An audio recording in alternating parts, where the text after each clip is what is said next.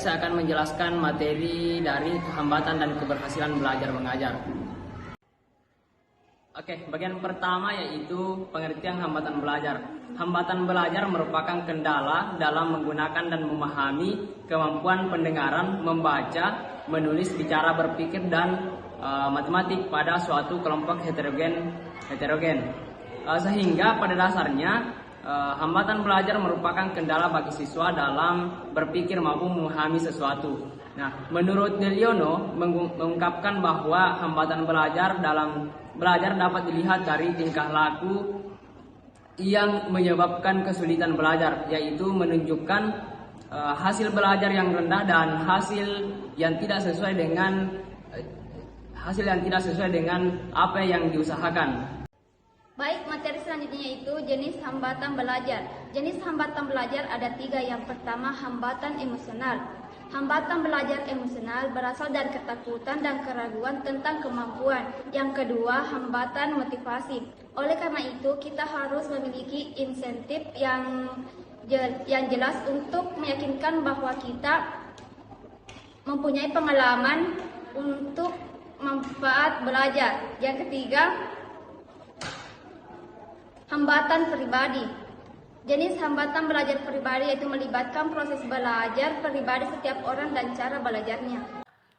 Baik, adapun materi selanjutnya yaitu faktor penghambat pembelajaran di dalam kelas, di mana ini terbagi atas 2 yaitu faktor internal dan faktor eksternal. Faktor internal meliputi sikap peserta didik. Sikap merupakan reaksi atau respon terhadap objek, orang, barang, dan sebagainya, baik secara positif maupun negatif. Kemudian yang kedua, minat peserta didik.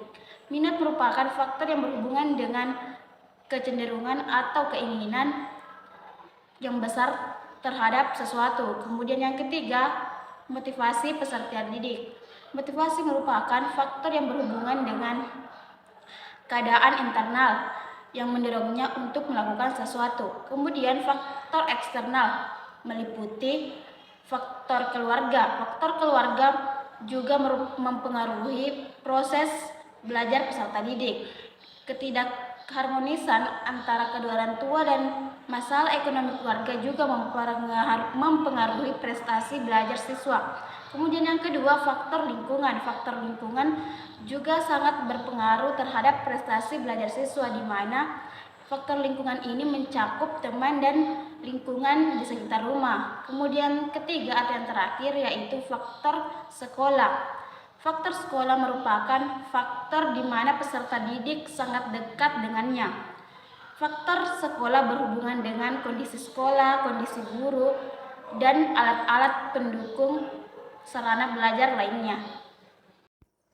Oke teman-teman, saya akan menjelaskan tentang keberhasilan belajar mengajar. Nah, yang pertama ada kata berhasil, keberhasilan.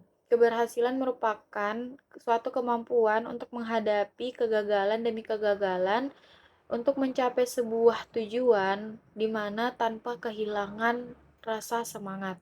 Yang kedua ada belajar. Belajar merupakan sebuah proses untuk mencari ilmu pengetahuan dan keahlian pada bidang tertentu.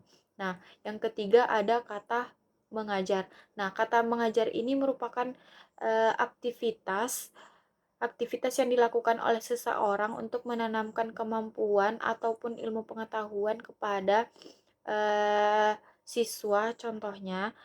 Nah, yang kemudian dengan cara menciptakan lingkungan yang kondusif untuk melakukan proses belajar mengajar. Yang kemudian pada saat kapan dan bagaimana cara mengetahui tingkat keberhasilan belajar mengajar ini. Nah, yang pertama itu melalui evaluasi. Nah, di mana ini merupakan proses penilaian terhadap tingkat keberhasilan siswa mencapai tujuan yang telah ditetapkan dalam sebuah program. Selanjutnya materi indikator keberhasilan dalam belajar mengajar sebagai berikut. Yang pertama, daya serap terhadap bahan pengajaran yang diajarkan mencapai prestasi tingkat baik secara individual maupun kelompok. Dan yang kedua, perilaku yang digariskan dalam tujuan pengajaran atau instruksional khusus. telah dicapai oleh seorang secara individual maupun kelompok. Menurut Zainal Arifin menyatakan bahwa indikator keberhasilan belajar dapat dilihat dari jenis perbuatan atau pembentukan tingkah laku peserta didik, yaitu sebagai berikut. Yang pertama, kebiasaan; yang kedua, keterampilan; yang ketiga, akumulasi persepsi; keempat, asosiasi dan hafalan; yang kelima, pemahaman dan konsep; dan yang terakhir adalah sikap. Selanjutnya, faktor yang memengaruhi keberhasilan belajar mengajar. Yang pertama, motivasi belajar yang tinggi. Motivasi merupakan salah satu faktor yang sangat penting dalam belajar. Tanpa motivasi yang tinggi, seseorang akan kurang bersemangat untuk belajar dan pada akhirnya akan mengalami kegagalan. Dan yang kedua, metode pembelajaran yang tepat. Metode pembelajaran yang tepat juga sangat penting dalam menentukan keberhasilan belajar. Setiap orang memiliki cara belajar yang berbeda, sehingga penting bagi kita semua untuk menemukan metode pembelajaran yang sesuai dengan kepribadian dan gaya belajar kita. Yang ketiga, lingkungan belajar yang nyaman.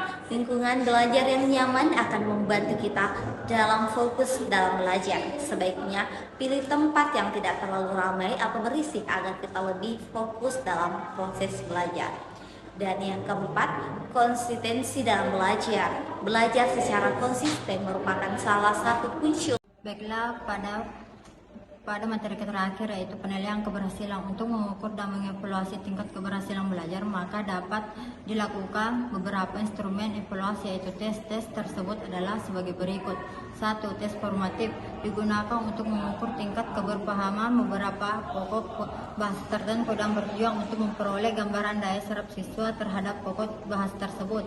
Dan kedua, tes sumatif adalah sejumlah bahan pengajaran tertentu yang telah diajarkan dalam waktu tertentu untuk memperoleh gambaran tentang daya serap siswa. Untuk meningkatkan tingkat prestasi belajar sumatif ini dimanfaatkan untuk memperbaiki proses belajar mengajar dan diperhitungkan dalam menentukan nilai rapor. Dan ketiga, tes sumatif diadakan untuk mengukur daya serap siswa terhadap bahan pokok-pokok bahasa yang telah diajarkan selama 1 semester atau 2 tahun pelajaran. Tujuannya adalah untuk menetapkan tingkat alat taraf keberhasilan belajar siswa dalam suatu periode belajar tertentu.